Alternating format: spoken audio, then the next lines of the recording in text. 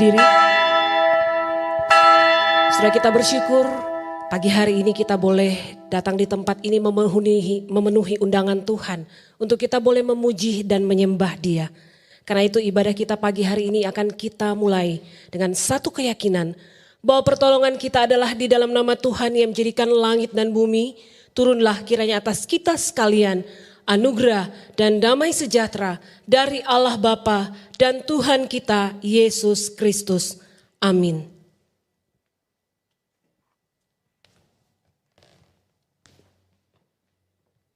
Shalom saudara-saudari yang terkasih dalam Kristus. Kasih yang sempurna telah kita terima. Kasih dari Allah Bapa melalui pengorbanan Kristus di kayu salib.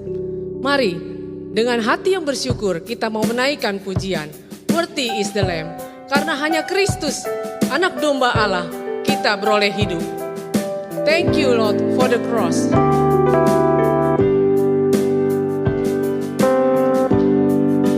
Thank you for the cross, Lord.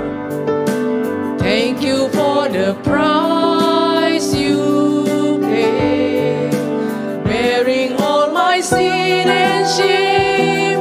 In love you came and gave amazing grace.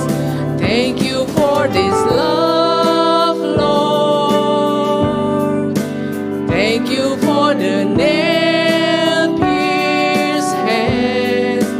Wash me in your cleansing flow. Now all I know, your forgiveness and embrace. Worthy is the Lamb. Worthy is the Lamb, seated on the throne. Crown you now with many crowns. You reign victorious,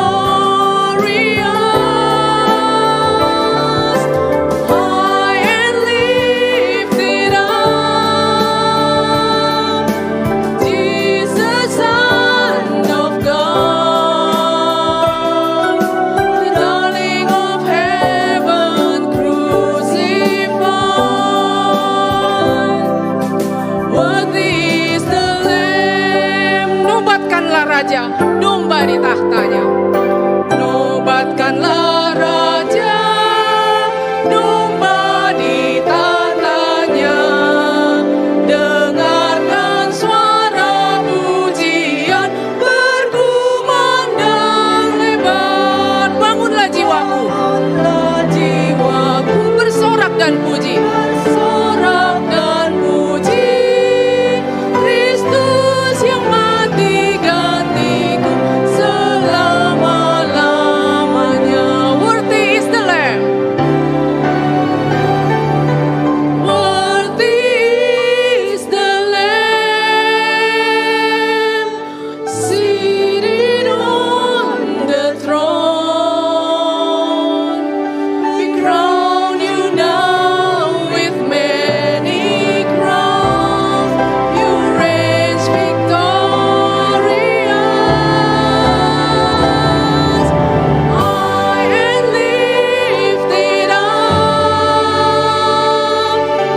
Jesus, Son of God, the darling of heaven crucified. Worthy is the Lamb. Worthy is the Lamb. Worthy is the Lamb. Worthy is the Lamb. Mari kita masuk dalam doa. Terpujilah Engkau Tuhan, Allah yang maha mulia, Allah yang maha kasih. Kami bersyukur Tuhan atas kasih-Mu yang telah Kau curahkan bagi kami di kayu salib. Kami percaya Tuhan bahwa kami sangat berharga di mata-Mu. Kalaupun saat ini kami ada di tengah-tengah masa sulit, masa pandemi, kami juga percaya bahwa rancangan Tuhan tetap baik bagi kami. Karena Engkau mengasihi kami melampaui apa yang dapat kami pikirkan. Kalau pada hari ini kami boleh ada sebagaimana kami ada, untuk bersama-sama beribadah dimanapun kami berada. Itu karena anugerah-Mu, dan biarlah dalam ibadah ini Engkau boleh hadir dalam hati kami, memberikan kekuatan dan pengharapan bagi kami. Dan biarlah ibadah kami boleh menyenangkan hati-Mu dan memuliakan nama-Mu. Dalam nama Tuhan kami Yesus kami berdoa. Amin. Silakan duduk. Saudara-saudari, salib melambangkan kehinaan, penderitaan, dan kematian. Kristus telah menanggung itu semua bagi kita. Sehingga salib Kristus menjadi lambang kasih, pengampunan, dan juga hidup. Salib mulia membawa kita dari gelap menuju terang. Salib mulia memberiku hidup dan anugerah keselamatan. Mari kita menaikkan pujian ini.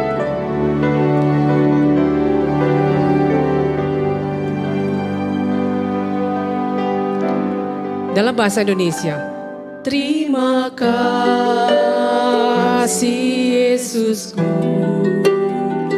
Kau korbankan tubuh mulia, bawaku dari gelap ke dalam terang, sehingga ku melihat.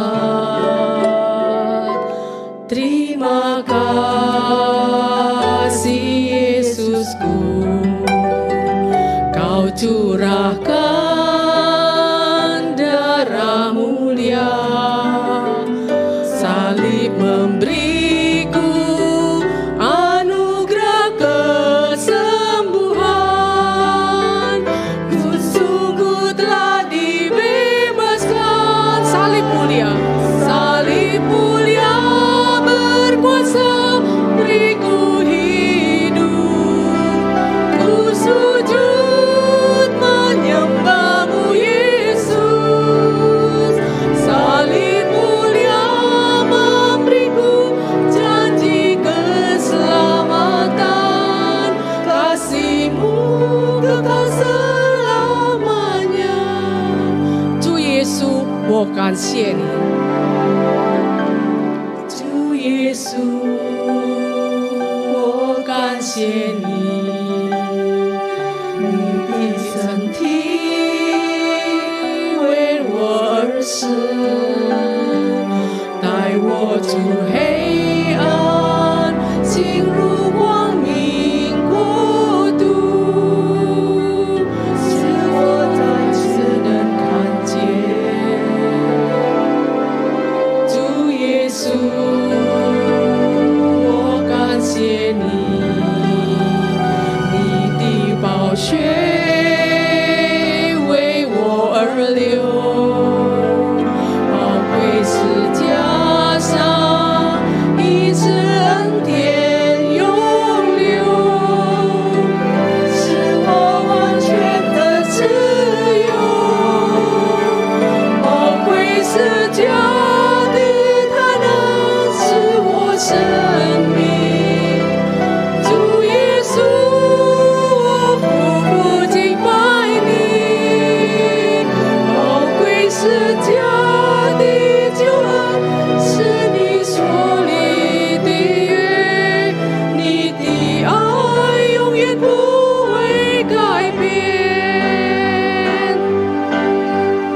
Salib mulia, salib mulia berkuasa beriku hidup. Ku sujud menyembah-Mu Yesus. Salib mulia memberiku janji keselamatan. Kasih-Mu kekal selamanya.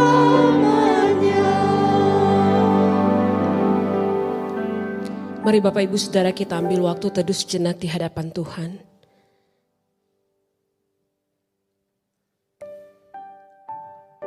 Waktu ini biarlah kita pakai untuk kita boleh meratapi dosa kita di hadapan Tuhan.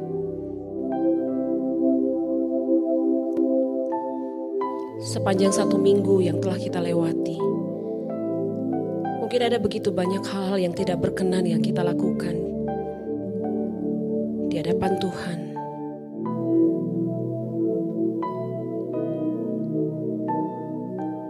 Biar kita datang secara pribadi memohon belas kasihan dan anugerah pengampunan daripada Tuhan.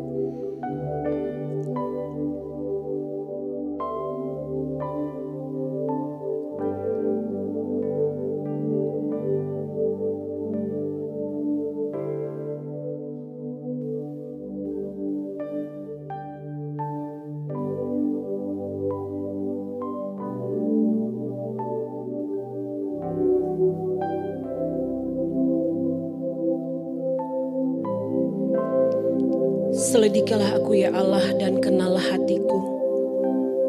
Ujilah aku dan kenalah pikiran-pikiranku. Lihatlah, apakah jalanku serong dan tuntunlah aku di jalan yang kekal. Pagi hari ini kami datang di hadapan-Mu ya Tuhan. Secara jujur dan terbuka kami mengaku. Ketika kami menjalani kehidupan kami sepanjang 1 minggu yang telah kami lewati. Ada begitu banyak hal-hal yang tidak berkenan yang mendukakan hati Tuhan yang kami lakukan. Kami mengaku ya Tuhan, ketika kami hidup di dalam keluarga kami, ada banyak hal yang kami lakukan yang menyakiti pasangan kami, anak-anak kami, orang tua kami. Entah itu kami lakukan dengan perkataan kami atau dengan tindakan kami. Ketika kami ada di tempat di mana kami bekerja, kami pun melakukan hal-hal yang menjadi batu sandungan bagi orang-orang di sekitar kami. Ketika kami berada di dalam pelayanan kami, harus kami akui ya Tuhan, ada begitu banyak juga hal-hal yang kami lakukan di dalam pelayanan kami, yang mungkin kami tidak memiliki motivasi yang benar ketika kami melayani Engkau. Dan begitu banyak hal-hal yang kami lakukan yang mendukakan hati Tuhan. Pagi hari ini ketika Engkau masih berikan kesempatan kami untuk datang mengaku dosa kami. Kami mohon kiranya Tuhan, seperti kerinduan pemazmur, Engkau kiranya selidiki hati kami. Karena Engkau mengenal setiap kami ya Tuhan, jauh dari orang-orang di sekitar kami mengenal kami. Kami mohon kiranya Engkau yang memberikan pengampunan kepada setiap kami. Kami rindu pagi hari ini Engkau memberikan anugerah-Mu kepada kami. Engkau melawat setiap kami, sehingga tidak ada dosa apapun yang menghalangi kami untuk berjumpa dengan Tuhan.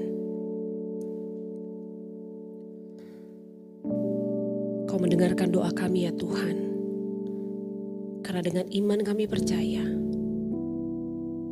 bahwa Engkau satu-satunya pribadi yang mampu untuk memberikan pengampunan kepada setiap kami yang sungguh datang dengan hati yang hancur di hadapan-Mu.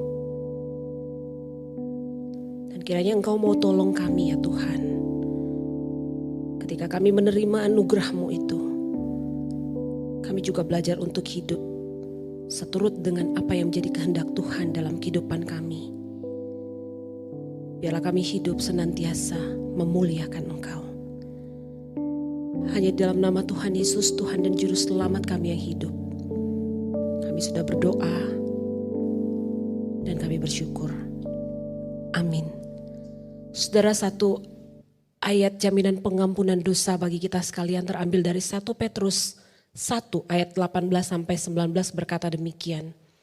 Sebab kamu tahu bahwa kamu telah ditebus dengan cara hidupmu yang sia-sia, yang kamu warisi dari nenek moyangmu, itu bukan dengan barang yang fana, bukan pula dengan perak atau emas, melainkan dengan darah yang mahal, yaitu darah Kristus yang sama seperti anak domba yang tak bercacat, yang tak bernoda dan tak bercacat. Jemaat, saya undang kita semua bangkit berdiri. Mari bersama dengan segenap gereja yang ada di segala tempat dan abad. Kita akan mengikrarkan pengakuan iman kita seturut dengan pengakuan iman rasuli yang berkata demikian. Aku percaya kepada Allah, Bapa yang Maha Kuasa, Khalik langit dan bumi, dan kepada Yesus Kristus anaknya yang tunggal Tuhan kita, yang dikandung dari Roh Kudus, lahir dari anak darah Maria, yang menderita sengsara di bawah pemerintahan Pontius Pilatus, disalibkan, mati dan dikuburkan, turun ke dalam kerajaan maut, pada hari yang ketiga bangkit pula dari antara orang mati, naik ke surga, duduk di sebelah kanan Allah, Bapa yang Maha Kuasa, dan dari sana ia akan datang untuk menghakimi orang yang hidup dan yang mati. Aku percaya kepada Roh Kudus, gereja yang kudus dan am, persekutuan orang kudus, pengampunan dosa, kebangkitan tubuh, dan hidup yang kekal. Amin. Jemaat dipersilakan duduk.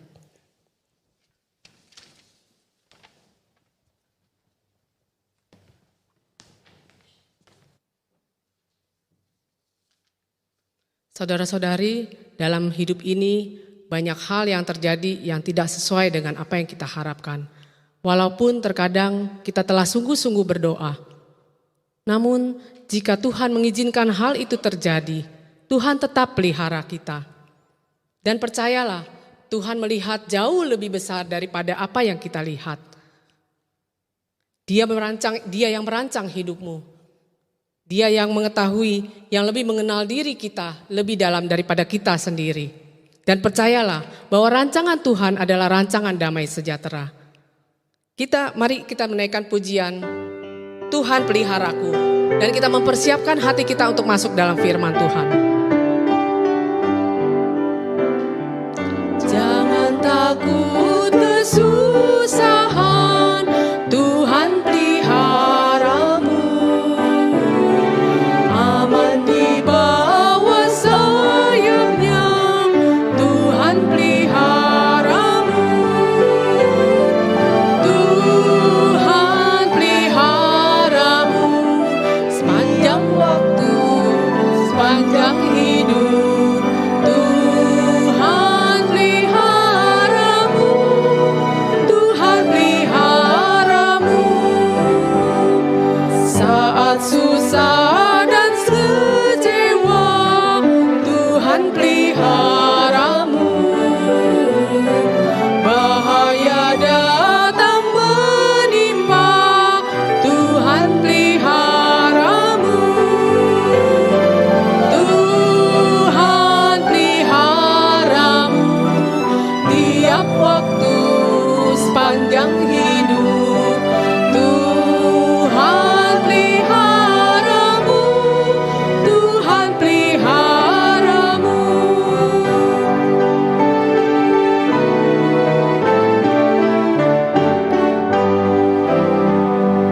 Anugerahnya melimpah, Tuhan peliharamu.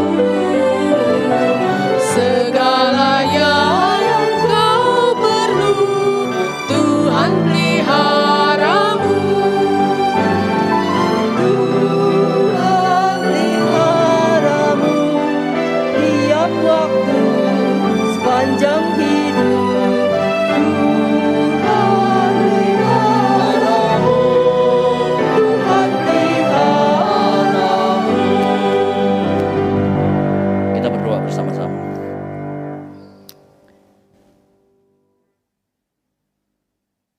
Kami sungguh bersyukur karena kami selalu diingatkan ada Tuhan yang hidup.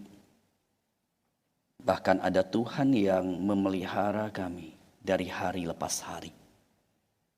Oh Tuhan, hamba sungguh berdoa Tuhan menolong agar dalam perjalanan iman kami, ketika khususnya kami berhadapan dengan masa-masa yang tidak mudah, masa-masa yang sulit, Tuhan bukakan mata kami agar kami bisa melihat Engkau. Bahkan kami bisa melihat bahwa Engkau memelihara kami. Hamba sungguh berdoa Tuhan, teguhkan iman kami. Dan biarlah dalam kesempatan-kesempatan ibadah seperti ini, melalui puji-pujian yang indah, puji-pujian yang meneguhkan iman kami seperti pujian yang baru kami naikkan. Ataupun dari firman Tuhan yang kami baca, yang kami renungkan, Tuhan biarlah semuanya itu Tuhan boleh materaikan, Tuhan boleh memberkati. Sehingga itu boleh menjadi kekuatan bagi kami untuk melangkah. Dan saat ini hamba juga memohon, Tuhan tolong, Tuhan tolong. Hamba juga berdoa memohon Tuhan memakai hamba-Mu dalam seluruh persiapan, dalam seluruh keterbatasan, Tuhan mengurapi. Sehingga setiap jemaat-jemaat, baik yang ada di ruangan ini maupun jemaat yang di rumah masing-masing khususnya, hamba sungguh berdoa Tuhan yang menenangkan hati kami, Tuhan yang membawa kami untuk terus fokus hanya kepada Engkau. Sehingga firman yang kami renungkan boleh menjadi firman yang sungguh memberkati, menguatkan, meneguhkan perjalanan hidup kami. Mohon berkat-Mu, mohon anugerah-Mu ya Tuhan. Hanya di dalam nama Tuhan Yesus, Tuhan yang adalah pemimpin hidup kami, kami sungguh berdoa. Amin. Selamat pagi Bapak Ibu dan jemaat yang dikasihi dalam Tuhan Yesus Kristus, dan selamat hari Minggu kepada kita semuanya. Saudara, kita akan bersama-sama membuka Alkitab kita. Kita melihat dari Injil Yohanes pasal yang ke-9. Yohanes pasal yang ke-9. Saudara, Yohanes pasal 9 adalah satu perikop yang panjang. Saudara, ini adalah mujizat yang ke-6, ya, mujizat yang ke-6 yang dicatat dalam Injil Yohanes. Dan saudara, saya akan membaca beberapa bagian ayat. Yang pertama ayat pertama sampai ayat 12, kemudian ayat 24 hingga ayat yang terakhir dari Yohanes pasal yang ke-9. Injil Yohanes pasal 9, demikian bunyi firman Tuhan, orang yang buta sejak lahirnya. Waktu Yesus sedang lewat, ia melihat seorang yang buta sejak lahirnya. Murid-muridnya bertanya kepadanya, "Rabi, siapakah yang berbuat dosa? Orang ini sendiri atau orang tuanya sehingga ia dilahirkan buta?" Jawab Yesus, "Bukan dia dan bukan juga orang tuanya, tetapi karena pekerjaan-pekerjaan Allah harus dinyatakan di dalam dia. Kita harus mengerjakan pekerjaan Dia yang mengutus aku selama masih siang. Akan datang malam di mana tidak ada seorang pun yang dapat bekerja. Selama aku di dalam dunia, akulah terang dunia." Setelah ia mengatakan semuanya itu, ia meludah ke tanah dan mengaduk ludahnya itu dengan tanah, lalu mengoleskannya pada mata orang buta tadi dan berkata kepadanya, "Pergilah, basuhlah dirimu dalam kolam Siloam." Siloam artinya yang diutus. Maka pergilah orang itu, ia membasuh dirinya lalu kembali dengan matanya sudah melek. Tapi tetangga-tetangganya dan mereka yang dahulu mengenalnya sebagai pengemis berkata, "Bukankah dia ini yang selalu mengemis?" Ada yang berkata, "Benar, dialah ini." Ada pula yang berkata, "Bukan, tetapi ia serupa dengan dia." Orang itu sendiri berkata, "Benar, akulah ini." Kata mereka kepadanya, "Bagaimana matamu menjadi melek?" Jawabnya, "Orang yang disebut Yesus itu mengaduk tanah, mengoleskannya pada mataku dan berkata kepadaku, 'Pergilah ke Siloam dan basuhlah dirimu.' Lalu aku pergi dan setelah aku membasuh diriku, aku dapat melihat." Lalu mereka berkata kepadanya, "Di manakah dia?" Jawabnya, "Aku tidak tahu." Ayat yang ke-24. Lalu mereka, yaitu para orang Farisi, para pemimpin agama pada waktu itu, memanggil sekali lagi orang yang tadinya buta itu dan berkata kepadanya, "Katakanlah kebenaran di hadapan Allah. Kami tahu bahwa orang itu orang berdosa." Maksudnya ini adalah mereka merujuk kepada Yesus yang menyembuhkan orang buta tersebut. "Kami tahu bahwa orang itu orang berdosa." Jawabnya, "Apakah orang itu?" Jawab orang buta tersebut, "Apakah orang itu berdosa? Aku tidak tahu. Tapi satu hal aku tahu, yaitu bahwa aku tadinya buta dan sekarang dapat melihat." Kata mereka kepadanya, "Apakah yang diperbuatnya kepadamu? Bagaimana ia memelekkan matamu?" Jawabnya, "Telah kukatakan kepadamu dan kamu tidak mendengarkannya. Mengapa kamu hendak mendengarkannya lagi? Barangkali kamu mau menjadi muridnya juga?"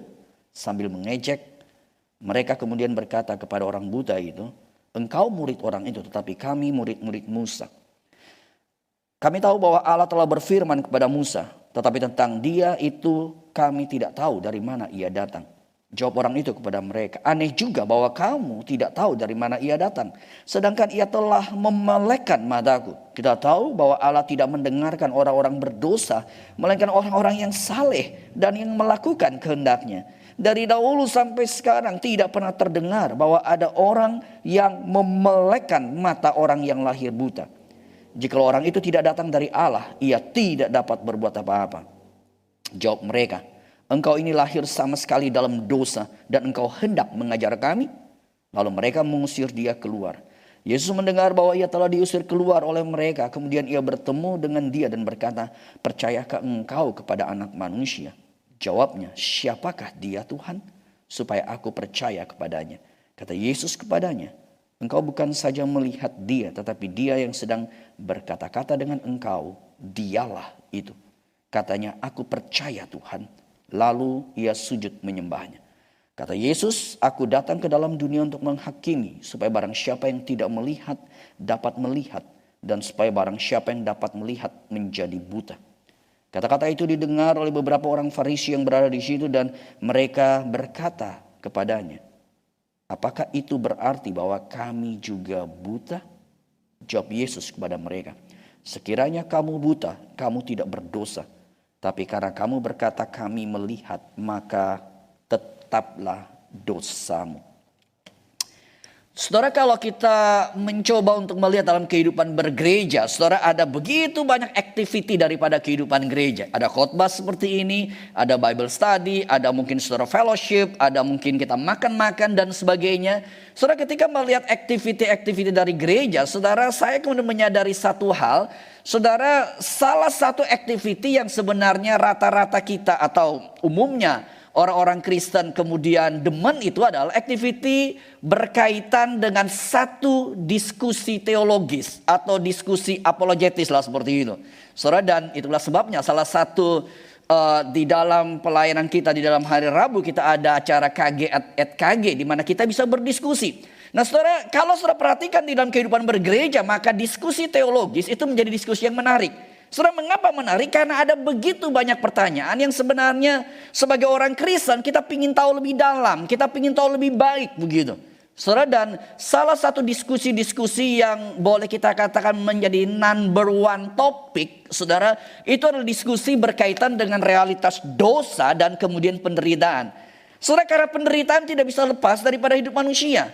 Kesulitan tidak bisa lepas, kita tidak bisa hindari. Dan kerap kali ketika kita berhadapan dengan penderitaan, maka muncul pertanyaan, apakah ini karena dosa saya? Apakah ini karena dosa? Saudara, dan itulah yang terjadi dengan catatan dalam Injil Yohanes pasal 9. Yohanes pasal 9 berbicara mengenai Yesus dan para murid berjalan dan mereka berjumpa dengan seorang yang berdosa, seorang yang buta sejak lahir, dan para murid melontarkan satu pertanyaan yang menjadi satu pertanyaan klise, yaitu pertanyaannya adalah, kalau orang ini buta, kalau orang ini menderita, maka pertanyaannya, dosa siapa? Setelah itu pertanyaan mereka.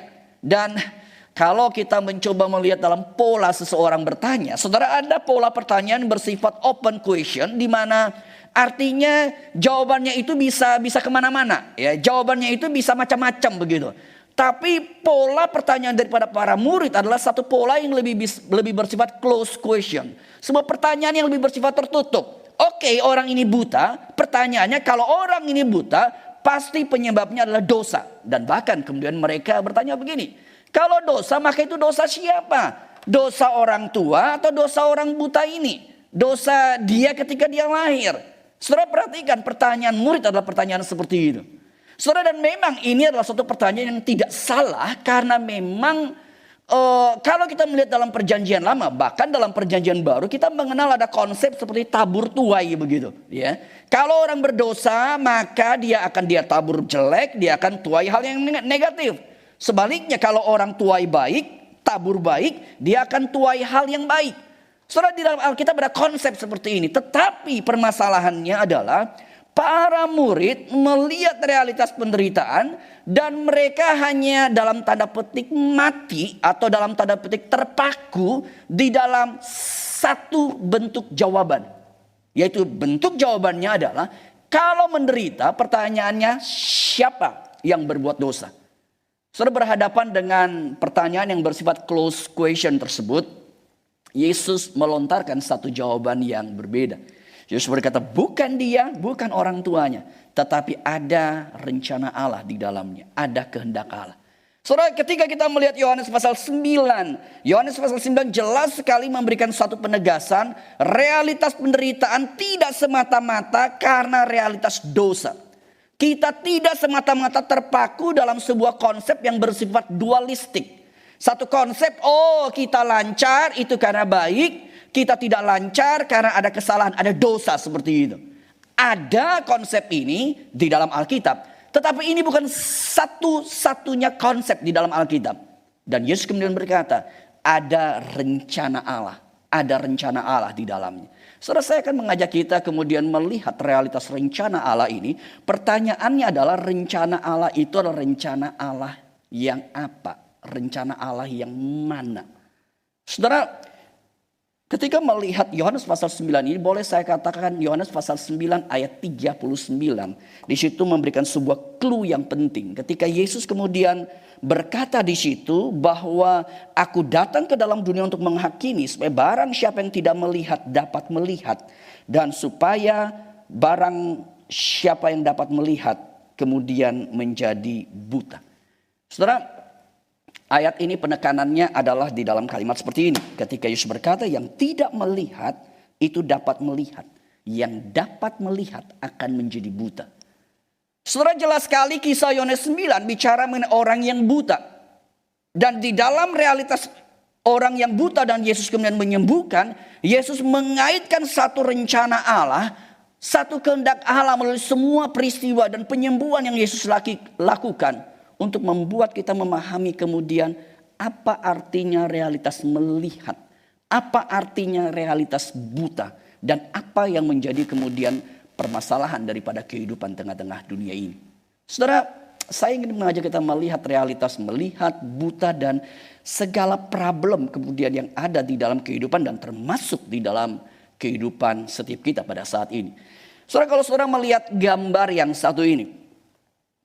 Iya. Kadangkala kita dalam acara retreat atau kemudian di dalam game barangkali di komisi remaja, pemuda atau komisi-komisi yang lain. Kadangkala ada game seperti ini mana seseorang ditutup matanya lalu kemudian dia diminta untuk mencari sesuatu atau menebak sesuatu atau berjalan dan sebagainya. Saudara, ini adalah game. Ya, ini adalah game. Kalau kita mau sedikit lebih challenging, saudara boleh nanti selesai kebaktian di rumah. Saudara coba seseorang yang di anggota keluargamu katakanlah mata dan segala indera paling tajam, ya. Saudara ikatkan satu kain ditutup seperti itu lalu saya kasih satu exercise kepada saudara. Saudara lakukan posisi seperti itu 1 jam lamanya. Oke? Saudara di rumah saudara ikat ya, lalu 1 jam saudara beraktiviti dengan posisi terikat seperti itu. Pertanyaan saya, kira-kira apa yang akan terjadi? Ada yang ingin melakukan challenging ini? Saudara, kalau bagian sini diikat masih oke, ya, itu untuk safety kita. Tapi kalau bagian sini yang diikat itu namanya cari gara-gara. Itu namanya cari gara-gara. Saudara, saya tidak percaya ada orang yang bisa matanya ditutup begitu lalu 1 jam dan dia melakukan activity dengan begitu mudahnya. Saya percaya kita akan tabrak sana sini dan kita mungkin akan dengar, kalau saya yang lakukan, saya mungkin akan dengar teriak istri, teriak anak, begitu, ya. Dan kita akan kacau. Kita akan kacau. Saudara, peristiwa ini hanya menunjukkan satu realitas pertama yang penting di sini, yaitu kepentingan melihat. Kepentingan melihat. Saudara, di dalam kisah mujizat ini, Yesus ingin menegaskan satu realitas yang penting, yaitu kepentingan melihat. Saudara, ketika mata kita tertutup, ketika seseorang kehilangan realitas kemampuan fisikal dia, Saudara, maka boleh saya katakan kebutaan fisikal itu membuat manusia tidak bisa connected dengan dunia ini. Saudara berbicara mengenai cacat, cacat itu ada macam-macam ya. Ada tuna, ada ingat tuna apa aja? Tuna rungu itu apa ya? Oh oke lah itu. Ada tuna wicara, ya. Ada tuna netra itu yang mata dan segala jenis tuna yang lain kecuali ikan tuna tentu saja, ya. Nah, saudara, kalau kita bandingin segala macam tuna-tuna ini, saya ngerasa menurut saya tuna netra itu yang paling worst, paling problem. Kenapa? Kalau dia nggak bisa ngomong, kalau dia bisa ngelihat orang masih gerakan itu masih oke, ya, dan dia bisa clear, ya, dia bisa lihat, dia bisa tahu, dia bisa ngerti dengan baik. Oh, saudara mungkin berkata, tapi Pak Tommy bukankah tuna netra, dia juga bisa pakai huruf Braille, ya, seperti itu. Jawabannya iya. Tetapi kalau benar seseorang itu seperti kisah ini, seorang yang buta sejak lahir, saudara bayangkan dia buta sejak lahir, oke, dia bisa belajar, baca, lalu dia baca huruf Braille tersebut, merah. Ada bayangan gak dia merah di sini? Ingat dia buta sejak lahir, problem. Merah, hidung mancung, cantik. Waduh, ini apa ini? Gak ada tuh gambaran itu, gak ada tuh begitu. Kalau orang gak bisa ngomong, dia bisa ngelihat merah. Oh, yang itu merah. Oh, ya udah, gua tahu. Cantik. Oh, yang potongan kayak gitu cantik. Oh ya, oke, gua tahu. Saudara, tetapi ketika bicara mengenai buta, ini dia gak ada pengertian sama sekali. Ini menjadi problem. Orang ini buta sejak lahir. Saudara, sehingga bagi saya realitas buta adalah satu realitas kecacatan yang membuat connected dengan dunia. Dan dunia yang begitu colorful itu gak ada lagi sama sekali. Dunia yang begitu indah sudah gak ada lagi sama sekali. Ini menjadi problem. Saudara, ini yang terjadi. Gambaran daripada orang buta sejak lahir adalah satu gambaran yang hopeless. Gambaran yang membuat kalau gitu ngapain dia hidup? Ngapain dia hidup begitu loh. Karena dia buta sejak lahir. Untuk apa kemudian dia ada? Saudara, kisah Yohanes 9 adalah kisah yang mau memberikan sebuah penegasan. Realitas hidup. Tapi pertanyaan, untuk apa semua hidup itu? Untuk apa hidup? Karena dia tidak bisa terconnected dengan dunia. Dia tidak bisa mengerti apa-apa. Dia tidak bisa mengerti yang namanya colorful daripada hidup itu. Saudara, di dalam bagian ini saya ingin berkata Yohanes 9, Yesus mau mengingatkan sebuah realitas hidup yang sangat penting. Kalau kamu hidup dan kamu buta, saudara, maka hidup itu tidak ada arti apa-apanya. Hidup itu tidak ada arti apa-apanya. Saudara, dan kisah ini adalah sebenarnya kisah kalau kita lihat dalam Yohanes 9:39 tadi. Yesus sebenarnya di dalam dua kalimat yang tadi saya highlight tadi. Ada dua kalimat yang sebenarnya satu sisi merujuk pada orang yang buta secara fisikal. Tapi kisah ini Yesus mau bawa terhadap realitas buta yang lebih serius. Yaitu buta secara spiritual. Kalau buta fisikal manusia tidak bisa connected dengan dunia. Maka buta spiritual manusia tidak bisa connected dengan hidup. Dan hidup dia menjadi hidup yang tidak ada arti. Saudara, dan cukup banyak kita. Cukup banyak manusia yang secara fisikal melihat, tetapi secara spiritual dia buta. Dan ini sangat problem. Saudara, Tuhan izinkan saya berjumpa dengan cukup banyak orang, cukup banyak background. Dan saudara, selain berinteraksi dengan mereka, berinteraksi dengan diri, saya kemudian mulai menyadari satu hal. Saudara, kita hidup kerap kali mengejar segala isi dunia ini. Tetapi ketika manusia tidak bisa melihat secara spiritual, engkau boleh memiliki isi dunia ini. Tapi hidupmu adalah hidup yang hanya kosong dan tidak ada arti. Hidup yang tidak ada arti. Begitu banyak orang di tengah-tengah dunia ini. Dia mengejar karir, mengejar materi, pergi jalan-jalan, pergi holiday, bisa lihat ini, bisa punya barang ini, punya barang itu. So what after itu? So what after itu? Saudara, memang yang namanya manusia kita tuh Ya kepingin lah begitulah. Kalau bisa jalan-jalan, kalau bisa punya ini, punya itu, punya mobil mewah ini dan sebagainya. Siapa nggak kepingin? That's okay begitu. Tetapi after kita dapat itu, apa yang terjadi setelah itu? Apa yang terjadi setelah itu? Sama kan? Kalau kita lihat ketika kita punya satu handphone baru lah begitu. Oke, kita sangat-sangat bergairah banget. Tapi tahan berapa lama?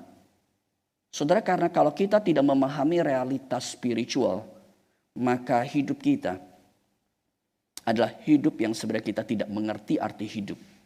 Dan kita tidak akan connected dengan hidup yang sesungguhnya itu. Dan inilah menjadi problem. Saudara, dan inilah yang sebenarnya Yesus ingin kemudian tegaskan dalam Yohanes pasal 9. Dan kita coba akan explore lebih berkaitan dengan realitas kebutaan secara spiritual. Saudara, jujur ketika bicara mengenai kebutaan spiritual, saudara, saya tuh nggak habis pikir begitu ya. Kadang-kala sebenarnya manusia tuh kenapa begitu dablek banget ya. Manusia itu kenapa begitu keras kepala banget. Sehingga kenapa sih sampai manusia itu tidak bisa melihat. Tidak bisa melihat kebenaran moral, kebenaran spiritual yang ada dalam segala sesuatu dalam kehidupannya. Kenapa sampai manusia begitu sulit? Saudara, termasuk kalau kita kemudian melihat kembali dalam kisah dalam Yohanes pasal 9 ini. Saudara, berhadapan dengan beragam hal yang jujur kita nggak bisa mengerti. Kita nggak bisa mengerti dengan orang-orang yang ada pada waktu itu. Dan terlebih lagi pemimpin agama. Saudara, saya garis bawahi. Pemimpin agama. Saudara, jujur semakin membaca Alkitab saya semakin tidak bisa mengerti bagaimana mungkin sih kok bisa seperti ini. Bagaimana mungkin seseorang yang mengenal firman begitu banyak kok bisa seperti ini. Saudara, meskipun di sisi lain membaca seperti ini cuma menjadi sebuah refleksi. Tommy, kamu seperti itu atau tidak? Saudara, dan ini yang saya ingin ajak kita melihat ketika melihat realitas yang terjadi dalam Yohanes pasal 9. Pertanyaannya, sekian tahun engkau menjadi orang Kristen, sekian tahun engkau melayani, sekian tahun engkau membaca Alkitab. Saudara, pertanyaannya, kita buta atau kemudian benar kita melihat? Benar kita melihat. Saudara, kalau saudara membaca dalam Yohanes pasal 9, saudara, kalau saya boleh kemudian membawa Yohanes pasal 9 dalam settingan sekarang, ya, saya ingin memilih setting yang satu ini. Saudara, setting ini adalah setting ada satu kursi di situ, dengan ada lampu sorot di situ, dan dalam settingan gelap seperti itu. Saudara, ini adalah settingan ketika seseorang sedang diinterogasi. Ketika seseorang sedang didakwa. Saudara, dan settingan itu yang terjadi dengan orang yang buta yang kemudian disembuhkan tersebut.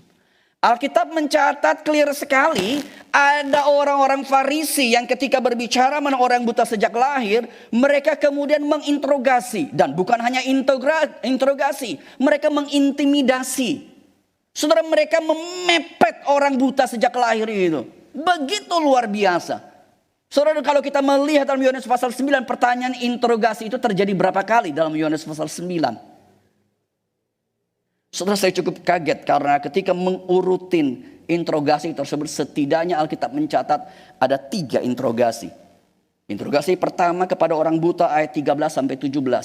Interogasi kedua kepada orang tua ayat 18 sampai 23. Dan terakhir, interogasi lagi kepada orang buta ayat 24 sampai 34. Saudara, kenapa perlu begitu banyak? Yang mereka ingin cari apa? Yang mereka inginkan apa sebenarnya? Kenapa begitu banyak? Saudara, itulah tidak mengherankan. Orang buta itu kemudian menyindir dan berkata begini. Telah kukatakan kepadamu dan kamu tidak mendengarkannya. Mengapa kamu hendak mendengarkannya lagi? Barangkali kamu mau menjadi murid-muridnya. Saudara, setelah ketiga kali interogasi itu, orang buta itu kemudian berkata, jangan-jangan kamu ingin menjadi murid-muridnya, kamu ingin mendengar lagi. Kenapa? Saudara, sayangnya kalimat ini tidak menjadi kalimat yang menyadarkan. Mestinya kan mereka berpikir, iya ya, kenapa ya kita tanya lagi? Ini udah 3 kali loh begitu. Kenapa begitu loh? Karena kalimat daripada orang buta ini adalah kalimat yang jelas sekali menunjukkan kamu bukan mau cari kebenaran. Kamu bukan mau mendengar kebenaran, kamu cuma mau cari gara-gara.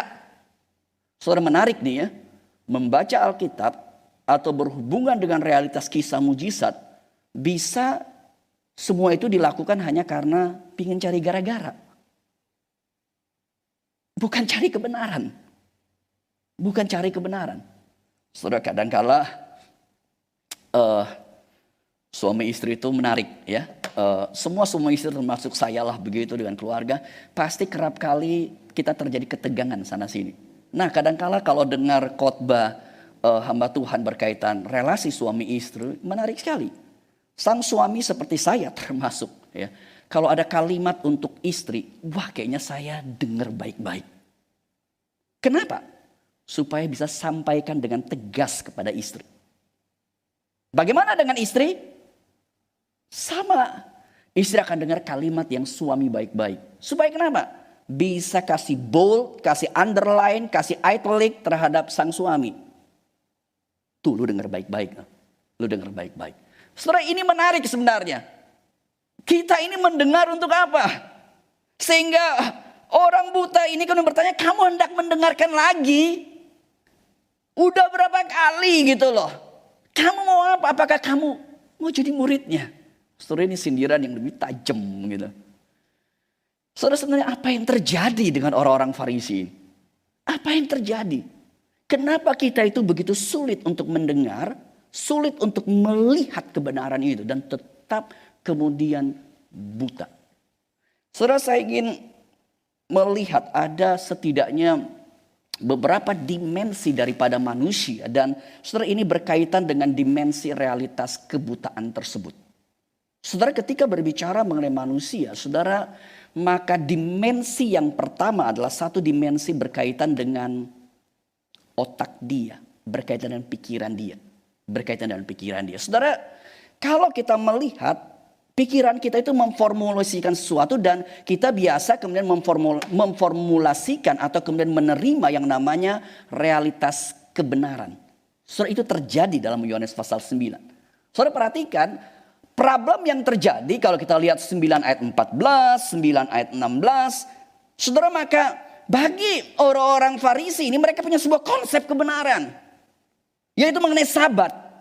Jadi mereka tidak lihat mujizatnya, tapi mereka kaitin dengan realitas Sabat. Kenapa mujizat itu pada hari Sabat? Bukankah Yesus tahu arti hari Sabat? Hari Sabat tidak boleh melakukan ini. Hari Sabat tidak boleh berbuat ini, itu, dan sebagainya. Kenapa Yesus melakukannya? Saudara, ini kebenaran. Ini kebenaran. Saudara, menarik sekali ketika kita diperhadapkan pada realitas kebenaran dan kebenaran yang lain. Kadangkala kebenaran kita itu kita pegang begitu rupa dan kita tidak open terhadap realitas kemungkinan kebenaran yang lain. Saudara, ini adalah permasalahan yang kemudian kita kenal dengan isu berkaitan dengan fanatik. Ketika saudara menjadi seorang yang fanatik, ini problem. Saudara, seperti ada orang-orang yang kenapa sampai bisa, let's say lah kita katakan misalnya lakukan jihad lah begitu. Saudara, kenapa? Karena mereka pegang kebenaran. Tapi ini bukan pegang kebenaran lagi. Sudah fanatik. Sudah fanatik. Saudara, tapi saudara mungkin bisa berkata, loh, tapi Pak Tommy, bukankah kita harus pegang kebenaran dengan sungguh-sungguh? Apa bedanya pegang kebenaran dengan sungguh-sungguh dan realitas fanatik? Saudara, kalau realitas fanatik adalah sebuah realitas yang kebenaran itu sudah menjadi satu bagian yang kita itu tidak bisa lagi mendengar atau terbuka atau open terhadap hal yang lain. Pokoknya gue udah punya begini. Sudah, kata pokoknya itu kan di Indonesia menarik ya. Kalau kita udah tawar-menawar dagang, dia udah bilang pokoknya, saudara, maka saudara jangan minta kurang lagi begitu loh. Itu cari gara-gara namanya. Sudah pokoknya, jadi sama. Kita dan kebenaran juga begitu. Pokoknya cuman ini, saya nggak mau dengar lagi. Saya nggak mau dengar lagi. Saudara, ini statement yang berbahaya. Statement yang berbahaya. Segala dimensi yang lain kita nggak mau dengar, segala dimensi yang lain kita nggak mau pikir lagi, dan di situ kemudian menjadi masalah. Sudah menjadi fanatik. Saudara, problem fanatik ini terhadap kebenaran ini menjadi bagian yang Salah satu kuncinya adalah di dalam openness tadi. Keterbukaan tadi. Bisa untuk diskusi. Bisa untuk dialog. Bisa untuk adu argumentasi. Kalau diskusi tidak bisa lagi, dialog tidak bisa lagi, argumentasi saling mencoba menjelaskan tidak bisa lagi, maka di situ akan menjadi problem. Benih fanatik mulai muncul. Saudara, benih fanatik ini, realitas cognitive mind ini menjadi complicated. Ketika realitas ini kemudian masuk kepada realitas yang selanjutnya, yaitu realitas affection. Affection ini berkaitan dengan realitas emosi kita, like dislike kita. Saudara, kalau saudara senang saya dan ada kebenaran yang saya sampaikan, wah kalau ini dua ini nyatu, saudara nggak bisa dengar apa-apa lagi. Pokoknya apa yang dikatakan Pak Tommy pasti benar dah. Ada benar nggak saya? Oh ada. Jadi ini bukan ada benarnya saja konsep saya, tetapi ada diri saya di situ. Saudara suka. Saudara, disinilah saya harus berkata kepada saudara, jangan pernah mencintai hamba Tuhan termasuk saya. Ya, cinta buta. Jangan sampai begitu. Saudara mau pendeta siapapun, pendeta besar yang ada di dunia ini, jangan pernah seperti itu. Karena tetap kami hanyalah manusia. Saudara, dan ini menjadi complicated. Ini menjadi complicated. Saudara, dan sebaliknya menurut saya ketika memikirkan bagian ini, saudara, saya melihat ini realitas subjektivisme yang begitu kuat. Dan kalau kita lihat ya di dalam pasal 9 ayat 22 tersebut, saudara, ada kalimat yang dicatat menarik di situ berkaitan dengan poin ini. Saudara, 9:22. Jadi ini interogasi dengan orang tua. Lalu orang tua berkata demikian. Dikatakan karena mereka takut kepada orang Yahudi, sebab orang Yahudi telah sepakat bahwa setiap orang yang mengaku dia sebagai Mesias akan dikucilkan. Saudara, saya baca kalimat ini saya kaget. Orang Yahudi sepakat, pokoknya siapa aja yang mengakui dia sebagai Mesias kita akan kucilin. Berarti ini sudah unsur like dislike, bukan unsur kebenaran lagi. Mereka sudah dislike dengan Yesus. Sehingga apapun Yesus ngomong, orang apapun yang bela dia, gue pasti sikat. Ini pasti gak benar. Saudara, saya harus berkata kepada saudara, kita sebagai manusia kadang-kala memang kita ada close dengan seorang, dekat dengan seorang. Tapi harus saya katakan, jangan engkau dekat dan membabi buta. Apapun dia ngomong pasti benar. Bahkan dia salah pun saya akan membela. Sebaliknya, kadang-kala orang yang tidak kita suka menjadi orang yang dia ngomong apapun pasti salah. Nah, ini problem. Saudara, berhati-hati dengan realitas ini. Ini potensi kita. Salah satu alat untuk mendeteksi apakah kita tidak sampai menjadi orang begitu subjektif adalah bisa tidak kalau saudara ketemu dengan orang yang kamu tidak suka, kamu mendengar. Atau boro-boro, jangan sampai mendengar dulu ya. Kadang kalau orang tidak suka, dia muncul depan aja. Aduh, capek dah gue sama dia. Dia lagi yang muncul. Dia baru mau buka mulut, mati dah. Dia ngomong apa lagi nih, padahal dia lagi mau nguap sebenarnya. Tapi ketika dia buka mulut, kita sudah punya prejudis dulu. Dan dia mau ngomong apapun, saudara, kita nggak bisa mendengar lagi. Saudara, saya harus berkata pada setiap kita berhati-hati. Saya kaget. Orang Farisi ini, Alkitab mencatat, mereka tuh sudah sepakat kalau siapa yang mengaku dia Mesias, maka orang itu akan dikucilkan. Saudara, ini kalimat yang sangat mengagetkan, tapi kalimat yang membuat saudara dan saya harus ekstra hati-hati. Dimensi yang ketiga daripada realitas manusia ini adalah berkaitan dengan hati dia. Berkaitan dengan kehendak dia. Berkaitan dengan keinginan dia.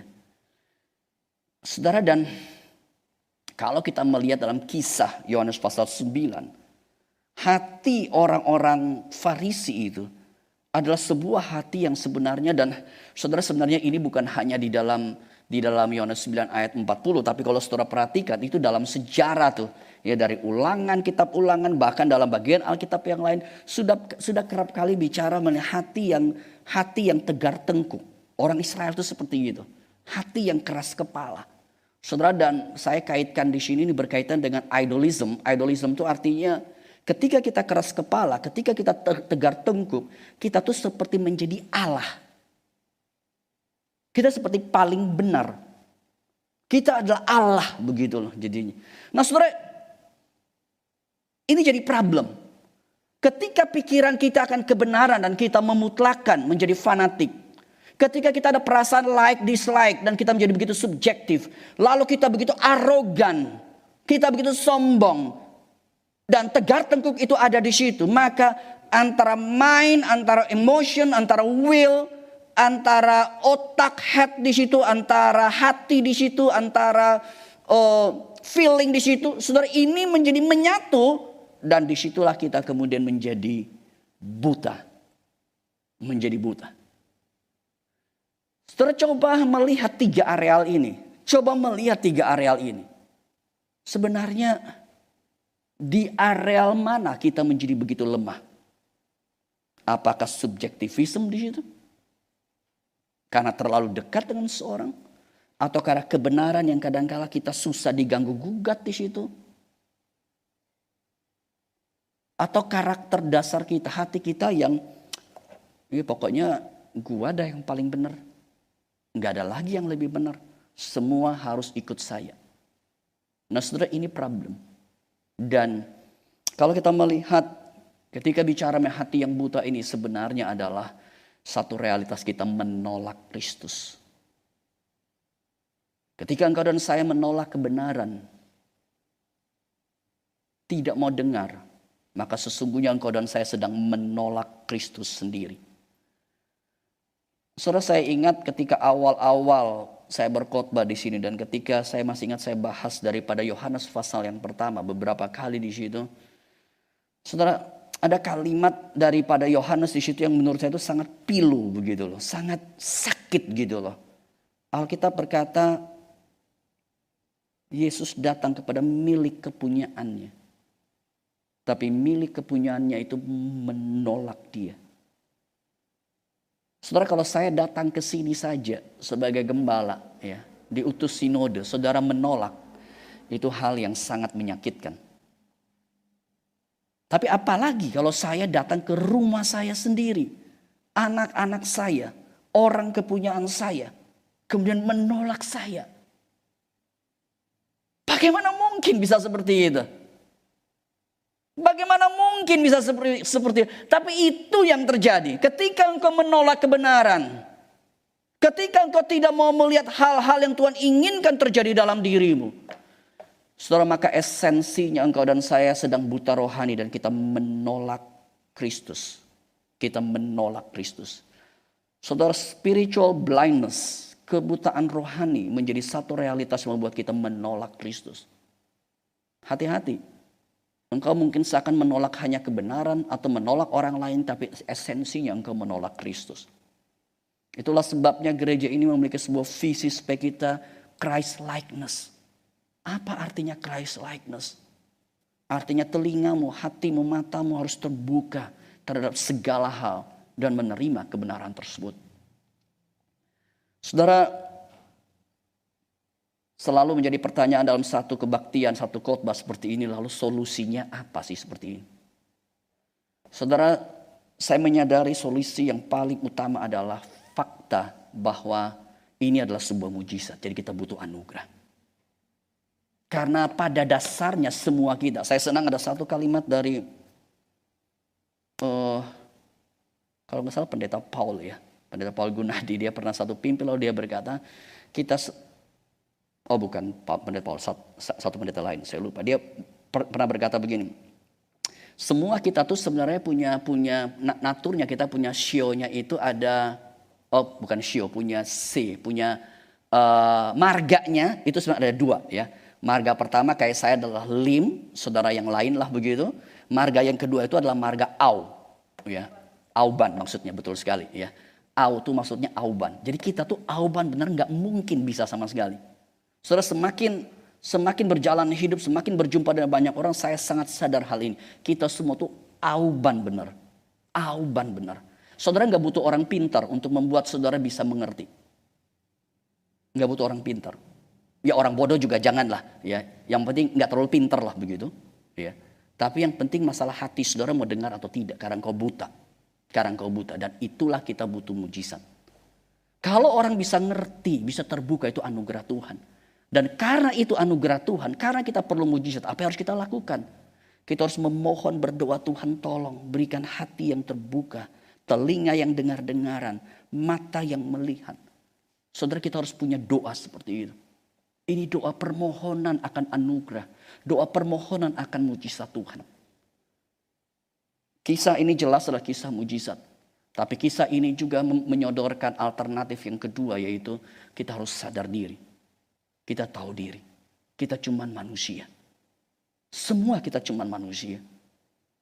Itulah sebabnya Yesus kemudian berkata, kalau kamu buta, maka kamu tidak berdosa. Tetapi karena kamu berkata kamu melihat, maka tetaplah dosamu.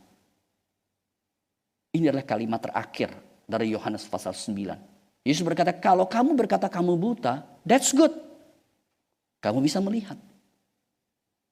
Tapi karena kamu berkata, gue lihat kok. Yesus berkata, disitulah problemnya. Problemnya engkau tidak tahu diri kalau engkau buta. Saudara, saya ingin berharap seluruh jemaat ingatlah kita hanya manusia biasa. Kita hanya manusia tidak ada artinya. Kita manusia yang kerap kali hanya melihat satu sisi. Sehingga kalau ada orang yang lain, ada kebenaran yang lain, kita harus belajar melihat semuanya itu. Kita harus memohon Tuhan tolong supaya saya jangan picik pikiran saya. Jangan seperti kuda dikasih kacamata kuda gitu ya. Nggak bisa lihat yang lain, hanya lihat punya saya. Jangan seperti itu. Kita minta anugerah Tuhan. Dan menurut saya disitulah fungsi gereja. Saudara, semakin kesini saya semakin menyadari ketika berjumpa dengan orang-orang yang punya karakter yang sulit. Karakter yang beda dengan saya. Saudara, jujur saya katakan thanks God. Serius. Karena setiap karakter yang beda dengan saya, Tuhan sedang mengajarkan saya untuk saya harus belajar dan depend on God. Bergantung pada Tuhan. Sama. Saudara jangan pikir kalau saya bertemu orang sulit, tuh orang tuh susahin saya. Dia juga pikir apaan? Saya susahin dia. Sama begitu loh. Jangan cuma berpikir nih orang nih susahin saya. Tidak. Ya, itu half truth. Kebenaran yang lain, dia juga berpikir saya susahin dia. Saudara, sehingga di sini kita harus terbuka untuk melihat. Terbuka untuk kemudian masuk dalam perjalanan iman ini. Saudara, Tuhan memberkati setiap kita. Saya sungguh berharap semakin hari dari tahun ke tahun, saudara dan saya semakin matang di dalam kehidupan iman kita, kehidupan rohani kita. Kita semakin menjadi seperti Kristus. Mata kita semakin terbuka. Semakin terbuka. Kita berdoa.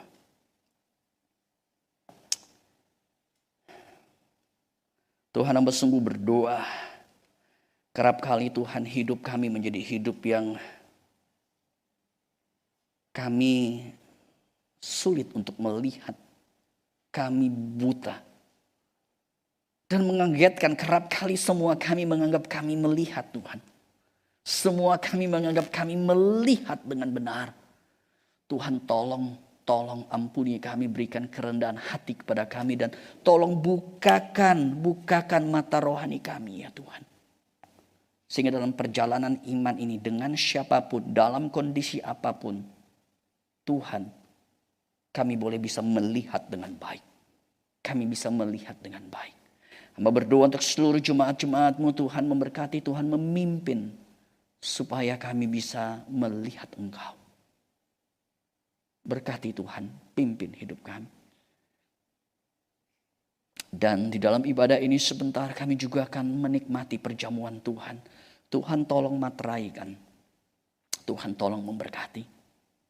Agar perjamuan ini menjadi perjamuan yang juga membukakan kami. akan cinta dan anugerah-Mu. Dengarlah doa kami. Berkatilah. Berkatilah ya Tuhan. Hanya di dalam nama Tuhan Yesus kami berdoa. Amin. Saudara-saudari, tibalah waktunya kita akan memberikan persembahan. Persembahan akan dilakukan secara online dengan barcode yang tertera di layar atau dengan nomor rekening yang tertera di layar. Vokal Group Fidelis akan mengiringi jalannya persembahan.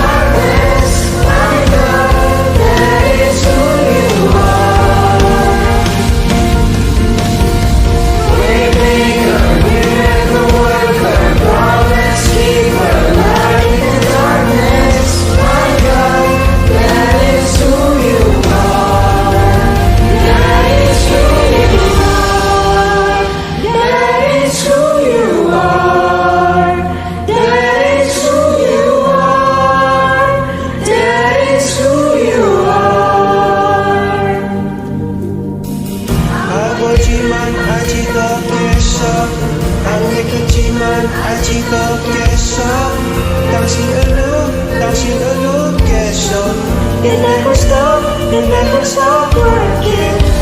Mujiman aji lo keso, ane kejiman aji lo keso.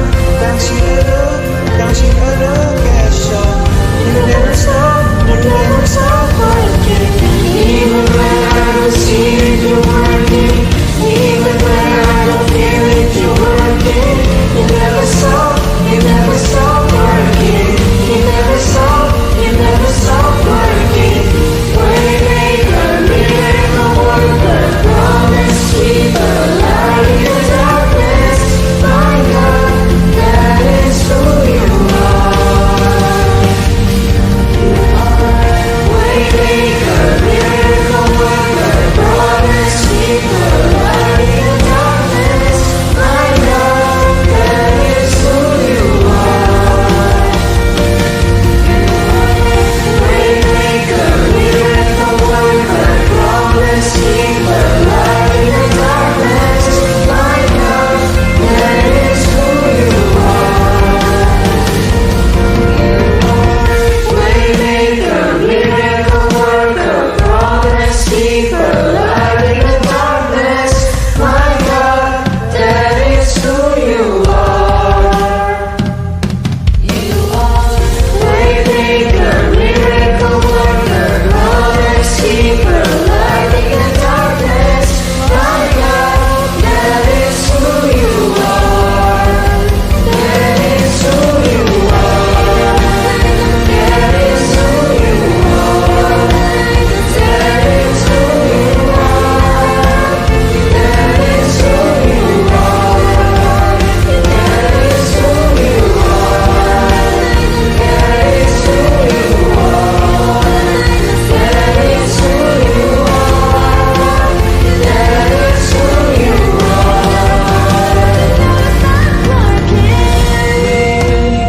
Miracle worker, promise keeper, light in the darkness.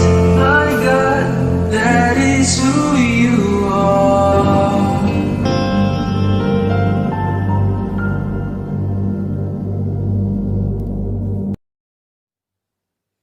Mari kita masuk dalam doa. Tuhan, terima kasih untuk kesempatan kami boleh mendengarkan firman Tuhan. Bukakan mata kami Tuhan untuk melihat terang Tuhan dalam kehidupan kami. Dan Tuhan terus sertai kami untuk boleh tetap setia dan menghidupi firman-Mu. Dan kalau pada hari ini kami juga boleh diberikan kesempatan untuk memberikan persembahan, biarlah Tuhan terus pakai persembahan kami dan menguduskannya hingga boleh menjadi berkat alat Tuhan bagi gereja kami. Terima kasih ya Tuhan, biarlah Tuhan terus dimuliakan. Hanya di dalam nama Tuhan kami Yesus kami berdoa. Amin.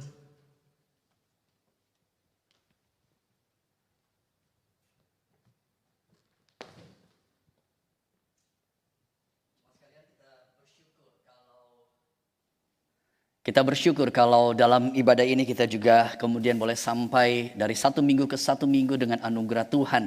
Dan kami sungguh berharap biarlah jemaat juga boleh terus bertumbuh di tengah-tengah kondisi seperti ini. Dan apapun itu kita selalu melihat ada Tuhan, ada Tuhan. Saudara, ada beberapa hal yang kami hendak sampaikan dalam kesempatan ibadah hari ini. Saudara, yang pertama adalah berkaitan dengan proses pemilihan majelis yang baru. Ya, kurang lebih sekitar 2 bulan lagi kita akan lakukan, 1-2 bulan lagi ke depan kita akan lakukan.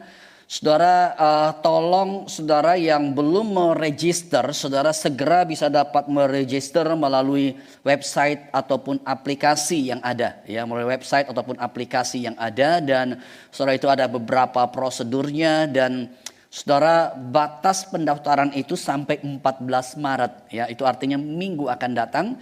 Jadi harap saudara boleh dapat segera melakukan baik secara online ataupun kalau saudara butuh bantuan secara paperwork begitu, harus form begitu, saudara boleh juga menghubungi saudari Linda di Tata Usaha Gereja sehingga kami bisa melayani saudara dengan baik. Jadi tolong saudara boleh perhatikan hal tersebut. Saudara, dan kemudian beberapa minggu akan datang, saudara, tanpa terasa kita sudah akan, ya, dan ini adalah masa-masa prapaskah, ini sudah masuk minggu yang ketiga sebenarnya, ya. Saudara, di dalam kebaktian Jumat Agung, saudara, biasanya kita khususnya dalam masa offline lalu, ya, kita tuh kerap kali di GKY itu ada satu bagian yang bagi saya itu sangat diberkati, ya, di antara bagian-bagian ibadah yang lain, yaitu doa tumpang tangan. Saudara, dan kerap kali itu menjadi satu momen yang kita betul-betul datang kepada Tuhan dan didoakan secara khusus. Saudara, kita menyadari kita berada pada kondisi online seperti ini sehingga tidak mungkin melakukan secara fisikal seperti itu. Tetapi kami mencoba untuk memikirkan di tengah-tengah kondisi yang seperti ini kami tetap ingin melayani setiap saudara.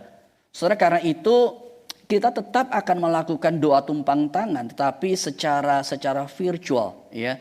Nah, karena itu ada beberapa teknikal yang perlu kita make sure, kita pastikan bahwa semua berjalan dengan baik. Ya, kita tahu kerap kali urusan seperti ini mengalami beberapa kendala di sana sini. Karena itu kami perlu memastikan supaya suasana doa tumpang tangan kami bisa layani dengan baik dan juga bisa berjalan dengan baik.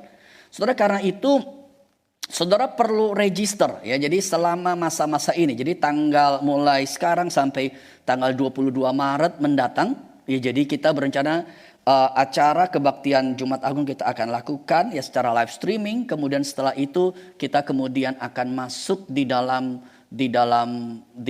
doa tumpang tangan by Zoom. Nah, sehingga saudara tolong untuk meregister, itu sudah ada QR code di situ, dan saudara silakan kontak kami untuk mendapat informasi lebih. Ya, tapi step yang pertama saudara perlu register dulu, nanti kemudian akan diatur bagaimana prosedurnya, bagaimana prosesnya. Saudara, dan kami tetap berharap kesempatan Jumat Agung menjadi satu kesempatan di mana ketika Yesus datang ke dalam dunia untuk mati bagi setiap saudara, bagi setiap kita, bagi saudara dan saya, maka itu artinya setiap beban kita sudah ditanggung oleh Kristus. Karena itu mari kita membawa beban kita, pergumulan kita, apapun itu. Saudara, mari kita bawa semuanya kemudian kepada Tuhan. Saudara, dan kemudian gerakan gemar membaca, gerakan membaca Alkitab. Ya, jadi saudara boleh scan di situ untuk mendapatkan e-book daripada Gema. Dan kemudian beberapa activity mingguan kami tetap mendorong anak-anak sekolah minggu sore nanti.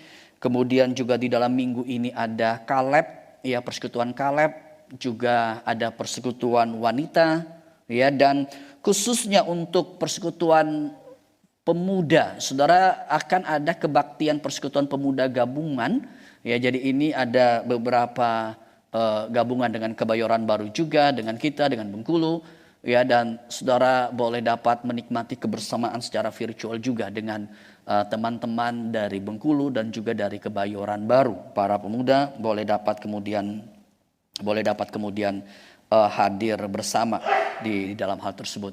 Saudara, dan kemudian dalam kesempatan ini kami juga ingin menyambut ada dua saudara kita yang boleh atestasi masuk, yaitu Pak David dan Ibu Monica. Saudara, kita berikan aplaus untuk Pak David dan Ibu Monica biar mereka di rumah pun boleh bisa terdengar. Pak David, Ibu Monica, kami menyambut setiap keluarga Bapak, senang sekali. Ya, saya sempat ada berjumpa dengan Pak David dan Ibu Monica, senang juga, sempat kontak juga. Biar Tuhan memberkati dan welcome menjadi bagian daripada GKY Kelapa Gading di sini, dan kami berharap, kami percaya Bapak dan Ibu pun bisa growing bersama, dan juga kita di dalam waktu-waktu depan kita juga boleh melayani bersama. Tuhan memberkati, Tuhan memberkati. Dan saudara, dalam kesempatan ini saya juga ingin menghimbau setiap saudara yang mungkin sudah cukup rutin beribadah di GKY Kelapa Gading. Dan kalau memang saudara masih anggota daripada gereja lain, kami mendorong kalau memungkinkan saudara juga boleh atestasi masuk. Sehingga ketika saudara menjadi anggota, maka pelayanan yang kami lakukan dan juga keberadaan saudara bahkan di dalam pelayanan ke depan, ya khususnya nantinya kalau Tuhan percayakan secara struktural misalnya, maka keanggotaan itu menjadi satu bagian yang wajib. Karena itu kami mendorong kalau saudara sudah sekian waktu lamanya dan saudara sudah at home dengan kami di sini, saudara boleh proses untuk atestasi. Dan saudara, di dalam kesempatan ibadah hari ini saya juga ingin memperkenalkan rekan pelayanan. Ya, jadi kita bersyukur boleh Pendeta Wilson dan keluarga boleh maju dulu. Jadi ketimbang saya ngomong orang yang nggak ada begitu, ya. Tolong bagian shootnya memastikan supaya wajah Pak Wilson boleh ada bersama dengan keluarga. Boleh menuju ke sini. Boleh agak ke sini ke bagian belakang saja barangkali Pak Wilson. Oke. Iya. Ya, Pak Wilson dan istri, jadi ini adalah satu keluarga. Ini Pendeta Wilson dan Pendeta Wilson Suwanto, istrinya Ibu Julia, lalu anaknya Joel dan John. Saudara, saya kenal Pendeta Wilson udah sangat lama sih. Ya, dia adalah adik tingkat saya, jadi udah 20-an tahun ya, 20-an tahun lebih begitu. 20 tahun lebih. Dan saudara, Pendeta Wilson saat ini adalah dosen di STTRI, Sekolah Tinggi Teologi Reform Indonesia di Warung Buncit ya, di Warung Buncit. Dan memang sebagai dosen mereka diwajibkan untuk pelayanan weekend. Jadi Pendeta Wilson saat ini saya perkenal sebagai hamba Tuhan yang melayani di kita secara weekend, artinya Sabtu dan Minggu seperti itu. Karena full time beliau adalah sebagai dosen. Ya, saya berharap jemaat bisa mengenal keluarga ini, bisa menyambut keluarga ini. Dan pesan saya, baik-baiklah dengan hamba Tuhan. Ya, semua hamba Tuhan tentu saja, bukan hanya mereka. Ya, saya juga dan contoh Nina juga ada di sini, yang lain juga begitu. Ya, dan khusus untuk mereka, saudara berharap bisa menyambut dengan baik. Ya, saat ini memang masih hamba Tuhan weekend, pelayanan weekend. Jujur saya pribadi berharap one day bisa full time sih. Ya, ya. Udah semangat rupanya begitu, ya. Rupanya jemaat juga semangat. Pak Wilson itu tanda yang baik, ya. Tolong berita ini disampaikan kepada Pendeta Yakub Susabda, ya. Karena saya udah lulus, saya agak tenang sih urusan begini jadinya. Kalau saya belum lulus itu bisa mempengaruhi nilai saya, ya. Saudara, kita bersyukur Pendeta Wilson. By the way, sebelumnya Pendeta Wilson sebenarnya keluarga melayani di Gereja Injili Indonesia di Azusa, ya, di daerah California. Beliau baru sekitar kurang lebih 2 tahun baru balik. Ketika saya studi ke sana, saya sempat bareng dengan mereka juga, sempat ya makan bareng, pelayanan bareng, ya, menjadi satu sukacita sendiri. Pak Wilson, Ibu Julia, welcome. Ya, saya pribadi sangat menyambut. God bless, ya. God bless, ya. Saudara, kita bangkit berdiri bersama-sama. Saya mengajak kita mendoakan untuk Pak Wilson dan keluarga. Kita akan berdoa bersama-sama. Tuhan, kami sungguh bersyukur, kami sungguh berterima kasih untuk setiap anugerah Tuhan, untuk setiap rekan-rekan hamba Tuhan yang boleh melayani bersama dengan kami. Hamba sungguh bersyukur untuk teman-teman yang boleh melayani selama ini, Tuhan memberkati. Dan kami juga bersyukur Tuhan untuk hari ini Pendeta Wilson Suwanto, Ibu Yulia, Joel dan John boleh join bersama di dalam gereja kami. Kami sungguh bersyukur. Kami sungguh berterima kasih Tuhan yang mengutus mereka dan Tuhan memberkati pelayanan ini sehingga Pendeta Wilson dan keluarga sungguh boleh menjadi blessing bagi gereja ini. Kami sungguh bersyukur Tuhan melengkapi mereka dengan talenta yang luar biasa. Tuhan akan memakai mereka dan kami merindukan gereja kami GKI Kelapa Gading semakin diberkati oleh Tuhan. Berkatilah keluarga daripada Pendeta Wilson dan biarlah blending bersama dengan jemaat di sini pun dapat berjalan dengan baik. Meskipun di tengah kondisi COVID, tapi kami percaya Tuhan, hanya kasih Tuhan yang akan menyatukan setiap kami. Terima kasih Tuhan, terima kasih. Dengarlah doa kami, berkatilah Pendeta Wilson dan keluarga. Hanya di dalam nama Tuhan Yesus kami berdoa. Amin. Pak Wilson dan keluarga boleh kembali. Dan by the way, Pak Wilson nanti akan khusus melayani dalam komisi pasutri yang ada di gereja kita. Oh ya, ada satu hal lagi, saudara tetap berdiri ini cepat saja. Saudara, nomor handphone saya, saudara tolong perhatikan, itu nomor handphone saya nomor yang baru. Jadi sekarang saya cenderung akan menggunakan nomor yang baru, ya, karena nomor ini jauh di tempat kami, di rumah kami itu signal jauh lebih baik, ya. Nomor yang lama itu entah kenapa begitu, ya. Jadi nomor yang baru, saudara boleh dapat mencatat, dan ada apa-apa silakan kontak kami dan juga hamba Tuhan yang lain, ya. Oke, jemaat, mari kita kembalikan segala kemuliaan bagi nama Tuhan. Kita naikkan doksologi dan segala puji hormat kemuliaan kita kembalikan bagi Tuhan.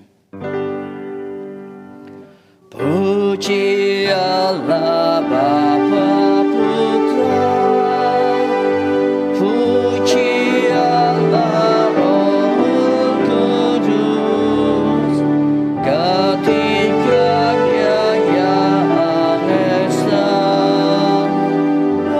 Mohon selamat sumber berkat. Amin. Jemaat yang dikasihi Tuhan, arahkanlah hatimu kepada Tuhan. Kembalilah ke dalam hidupmu serta panggilanmu masing-masing dan terimalah berkat Tuhan. kasih setia daripada Allah Bapa, serta anugerah daripada Tuhan kita Yesus Kristus, dan penyertaan, perlindungan, tuntunan Allah Roh Kudus, berkat Allah Tritunggal turun atas hidupmu masing-masing, menyertai engkau semuanya, mulai saat ini sampai selama-lamanya. Amin.